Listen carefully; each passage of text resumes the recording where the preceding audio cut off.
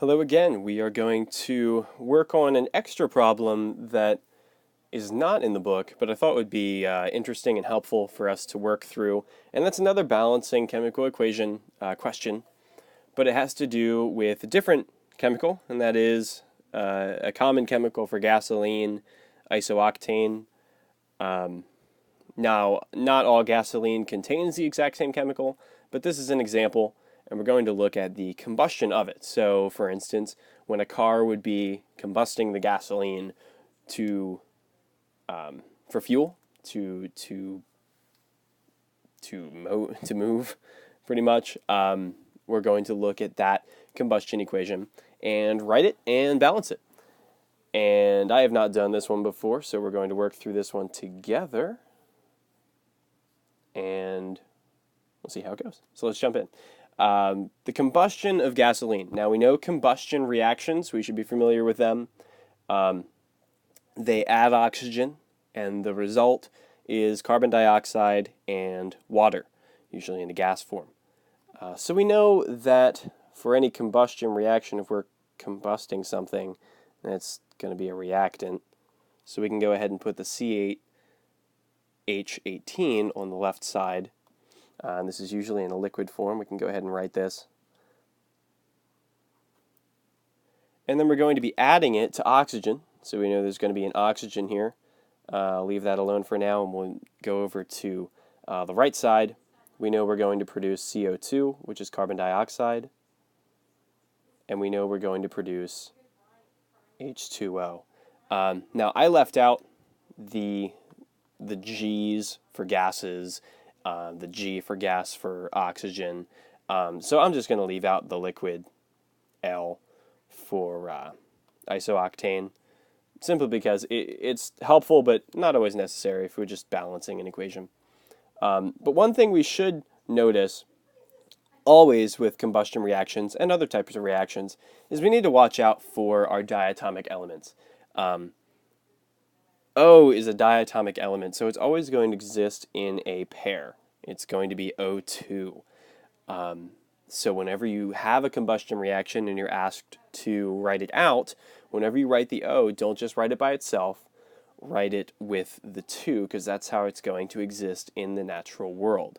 If we left it as just O, we'd come up with problems when we balance the equation. We might balance it correctly, but that wouldn't actually be the correct equation because we wouldn't actually have enough O's once we finished it out. So it wouldn't actually work in the natural world. And so we have to understand that and recognize all the diatomic elements when we see them. So it's important to have that memorized or at least handy so that you can tell whenever there's a problem that might have a diatomic element. So let's take a look at how we might balance this chemical equation. So we have CH18, we have an element by itself, we have carbon dioxide, and we have water. So generally I start with the larger of the elements, or the molecules I should say. So we may as well start with C8H18 and see if we need to change anything. There are 8 carbons on the left side, 8 carbon atoms, and there's only 1 carbon atom over here, so we won't really need to multiply that by anything. We'll eventually have to multiply that by something to get it to match. If we look at the H's, we'll have 18 H's, and on the right side we have 2. So again, we won't have to multiply this by anything to match. We'll have to multiply this one eventually once we get there. So this one we can leave alone for now. But let's take a look at the, we'll skip past the O, and we'll move on to carbon dioxide. If we check out the C's here, we knew that we were going to have to change this, so let's go ahead and do that now. We're going to have to multiply CO2 by 8 to get it to match with the left side. So we have 8 carbon atoms on either side. I'll leave the left side alone for now and just write out the right side. So now we can leave our O's alone for now because we're going to be changing that at the end of the equation. So let's skip over the O's and let's go to the next molecule we have, and that's H2O. So we have 2 H's, and we want to get to 18 H's, so all we have to do is multiply that by 9, and we should be good there. So now our carbons match up, our hydrogens match up, and we can look at the O's. So on the left side, we have 2 O's. On the right side, we have 18 times 2, which is 16 O's, and 9 times 1, which is 9 O's. And so together we have 25 O's on the right side. So we won't necessarily have to multiply this by anything to get it to match this, because this is a much smaller number. We'll have to multiply this by something. But the question is, what will we have to multiply it by? If we try to multiply it by 12, we'll end up with 24, and we won't quite match, because here, and I'll just write this to the right side so we can keep count, we have 25 O's. Let's just keep that in mind. So if we tried to multiply this by by 12, we'd get 24. It wouldn't match up. If we tried to multiply it by 13, we'd get 26, and so we'd be too far over. We could multiply it by 12.5, and it would technically be correct, but we don't have half molecules in the natural world. We only deal in whole number molecules because we're counting them. You don't just have a half oxygen laying somewhere. So these have to be whole numbers. So the question is, how do we make that a whole number?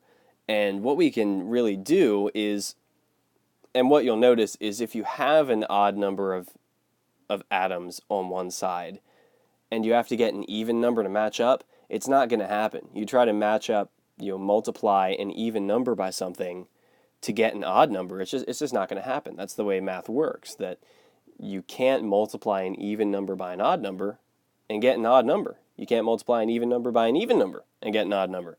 You can't do it. So we have to change the odd number to be something that's even so we can actually get to it. And the way we do that is we multiply everything on both sides of the equation by 2. So we go through and we multiply the isooctane by 2. We go through and we multiply the O2 by 2. We multiply the CO2 by 2.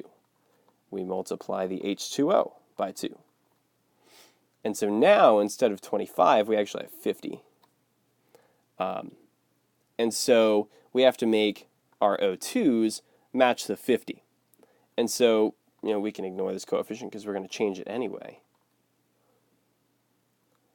But if we want to make 2 O's go up to 50, we have to multiply it by 25. And so we'll have 25 O2, and that matches our 50 O's on the left or on the right side. And so you can see this kind of got big.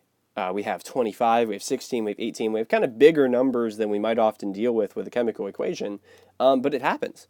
And so this is how this combustion reaction would happen in the natural world.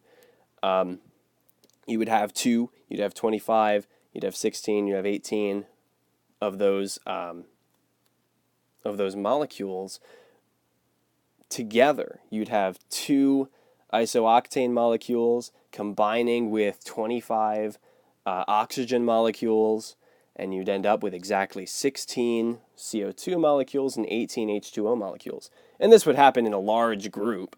You might have 1,000 CH18 molecules, and you'd have the respective number of oxygens. But this is just the smallest ratio. It's the simplest thing we can write down. And so that's what we figure out when we balance an equation.